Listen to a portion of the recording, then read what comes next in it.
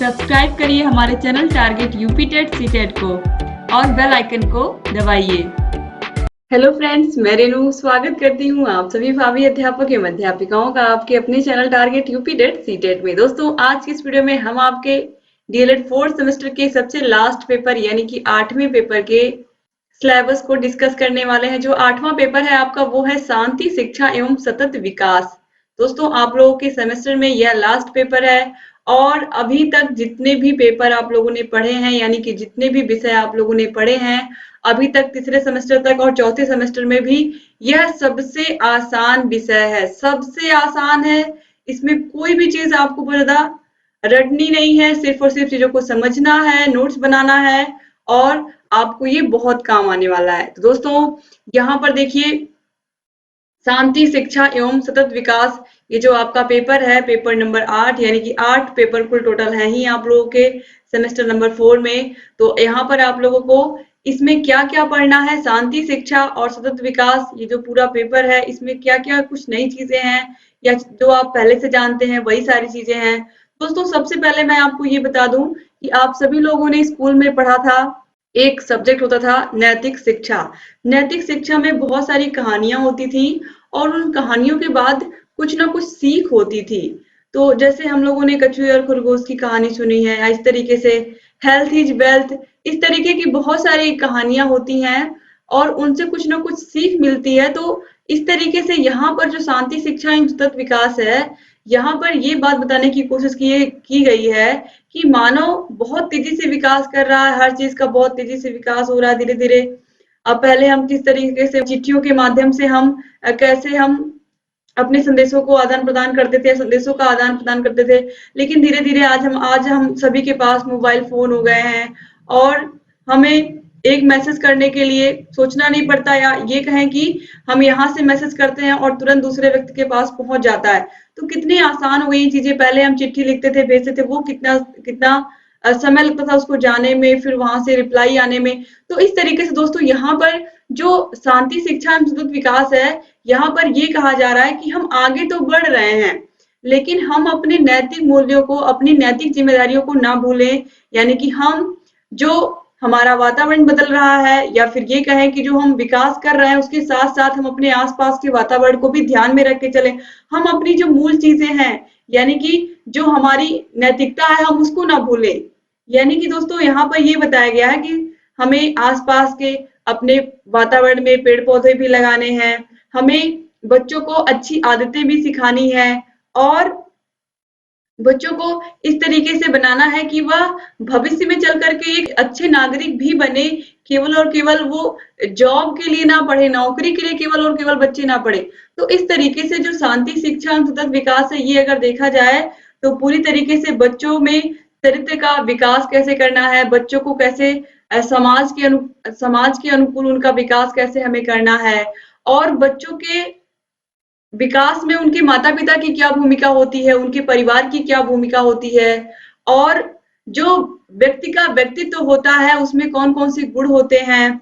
तो अगर देखा जाए कुल मिलाकर तो इसमें यही बातें बताई गई हैं कि हम विकास कितना भी कर लें, हम कितना भी डेवलपमेंट कर लें और कितने भी आगे चले जाएँ, लेकिन जो हमारी रूट्स हैं, जो हमारी जड़ें हैं, यानी कि जो हमारी नैतिकता है, हमें उसे नहीं भूलना। हमें हमेशा ईमानदार रहना है, सही बोलना है, लोगों का सहयोग करने की भावना, मित्रवत भावना, अच्छे से लोगों से बिहेव करने की जो भावना है, इन सभी को हमें अपने अंदर रखना है। तो ये अगर जो शांति, शिक्षा और सतत विकास, ये जो पूरा पेपर है, इसमें कोई चीज आपको रटनी नहीं है, सारी चीजें आपको सिर्फ समझनी है और अच्छे से इसका नोट्स भी बनाना है, क्योंकि इसको भी मैं हैंड रिटन नोट्स के माध्यम से ही आपको पढ़ाने वाली हूँ, इस पेपर को भी। तो चलिए दोस्तों, स्टार्ट करते हैं। देखिए, शांति शिक्षा में सबसे पहला जो चैप्टर है वो है शांति शिक्षा की अवधारणा। शांति शिक्षा के लिए शिक्षा की वर्तमान आवश्यकता। तो शांति शिक्षा में हमें सबसे पहले इसकी अवधारणा हम देखेंगे, फिर वर्तमान में यानी कि इस समय इस परिवेश में इसकी क्या जरूरत है या शांति शिक्षा की आवश्यकता क्या है। फिर देखिए, शांति शिक्षा में भारतीय जीवन मूल्य, शांति, कौशल और अभिवृत्तियां। फिर है व्यक्तित्व एवं सामाजिक विकास, व्यक्तित्व का स्वरूप, विकास का निर्धारण, आदत एवं स्वभाव, चित्त प्रवृत्ति। फिर है स्व जागरूकता यानी कि सेल्फ अवेयरनेस, व्यक्तित्व विकास में वातावरण का प्रभाव, व्यक्तित्व के 5 बड़े गुण। इसमें 5 बड़े गुणों में आता है खुलापन, चैतन्यता, बहिर्मुखता, सहमति जन्यता और स्नायु विकृति।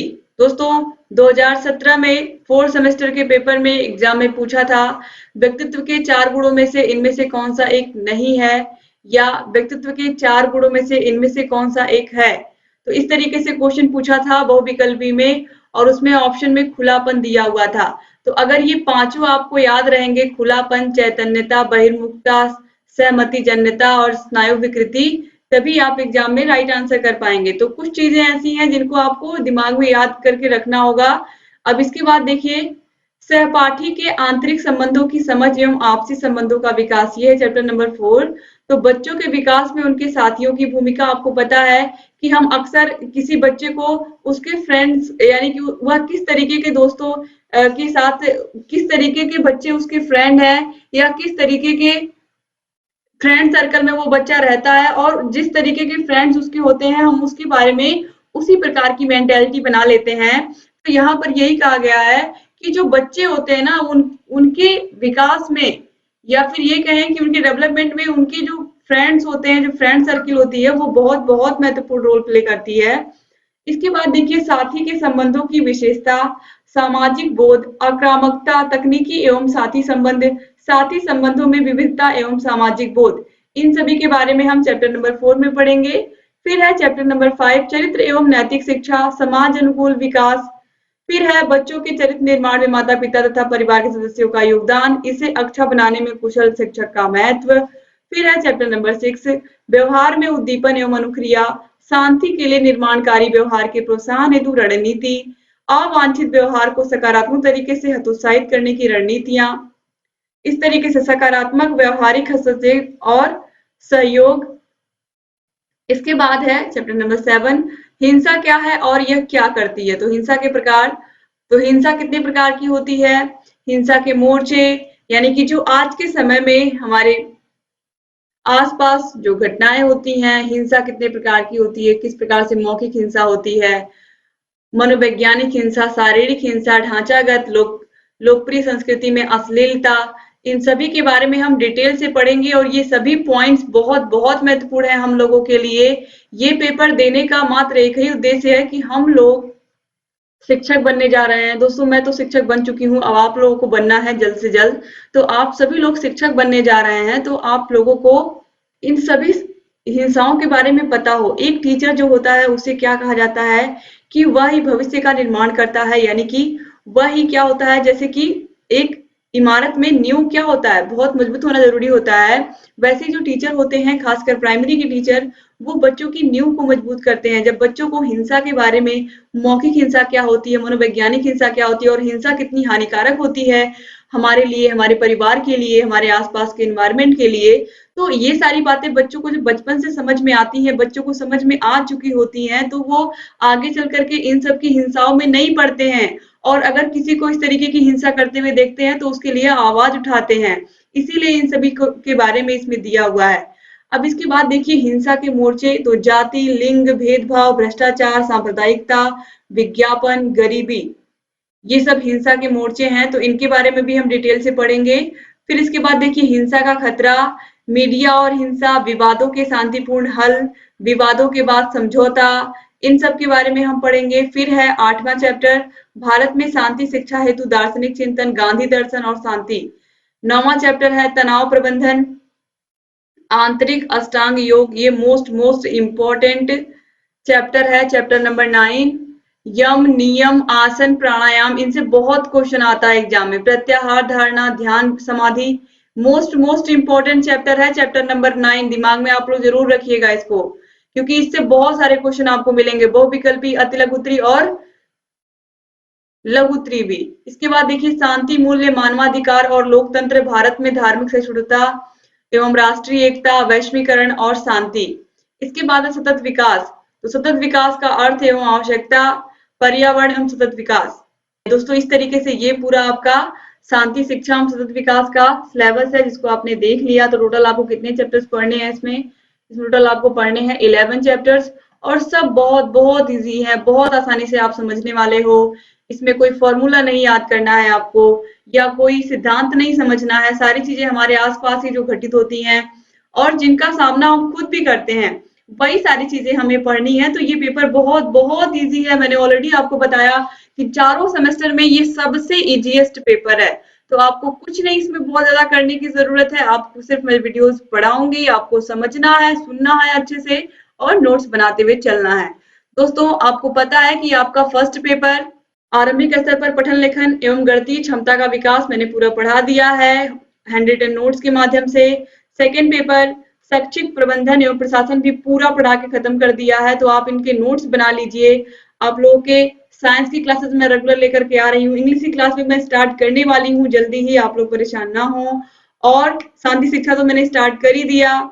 और आप लोगों को पता है कि हिंदी और सामाजिक अध्ययन Priyanka ma'am target teacher job channel पर पढ़ा रही हैं। तो आप लोग प्लीज वहां जा करके पढ़ते रहिए और अपनी तैयारी को बेहतर बनाते रहिए, क्योंकि वो भी हैंड रिटन नोट्स के माध्यम से ही पढ़ा रही हैं। जैसे मैं लिख करके आप लोग को पढ़ाती हूँ, वैसे वो भी पढ़ा रही हैं। तो आप लोग प्लीज उनके वीडियोस को भी देखिए और अपनी तैयारी को बेहतर बनाइए। जहाँ कहीं कोई भी समस्या आ रही है, आप हमसे बताते रहिए। अगर अभी तक आपने हमारे चैनल को सब्सक्राइब नहीं किया तो प्लीज सब्सक्राइब कर दीजिए और बेल आइकन को भी प्रेस कर दीजिए, ताकि जो भी नई वीडियोस हम बनाते हैं उसका नोटिफिकेशन आपके पास समय से जाए और आप हमारे सभी वीडियोस को ऐसे ही देखते रहें। दोस्तों, डिस्क्रिप्शन बॉक्स और कमेंट बॉक्स में आपको टारगेट यूपीटेट सीटेट ऐप की लिंक मिल जाएगी। ऐप की लिंक को क्लिक करके ऐप को डाउनलोड कर लीजिए। ऐप को डाउनलोड करने के बाद आपको बहुत सारी सुविधाएं मिलने वाली हैं। आपको हर एक विषय के वीडियोस मिलेंगे, उसके बाद हर एक चैप्टर के लास्ट में आपको उसका टेस्ट मिलेगा। और इसके बाद दोस्तों, आप लोगों को हर एक विषय का पीडीएफ भी मिलेगा। तो प्लीज आप लोग अधिक से अधिक लोग जरूर डाउनलोड करिए पीडीएफ को। इसके अलावा ऐप को आप डाउनलोड करेंगे तो आपको सारी सुविधाएं मिलेंगी। तो ऐप को जरूर डाउनलोड कर लीजिए। और दोस्तों, उम्मीद करती हूँ कि ये वीडियो आपको पसंद आई होगी। आप लोग अपने कॉलेज फ्रेंड्स को भी जरूर बता दीजिएगा कि आपका जो 8वां पेपर है, यानी कि शांति शिक्षा एवं सतत विकास, वो स्टार्ट हो चुका है। कॉलेज फ्रेंड्स को व्हाट्सएप ग्रुप में शेयर कर दीजिएगा दोस्तों वीडियो को। और वीडियो कैसा लगा है, आप लोग अगर अच्छा लगा तो प्लीज लाइक करके जाइएगा और अपने अच्छे से प्यारे प्यारे कमेंट जरूर छोड़ के जाइएगा। तो मिलते हैं नेक्स्ट वीडियो में। तब तक अपना ख्याल रखिएगा, अपनी फैमिली का भी ख्याल रखिएगा और हमसे ऐसे ही जुड़े रहिएगा। जय हिंद दोस्तों।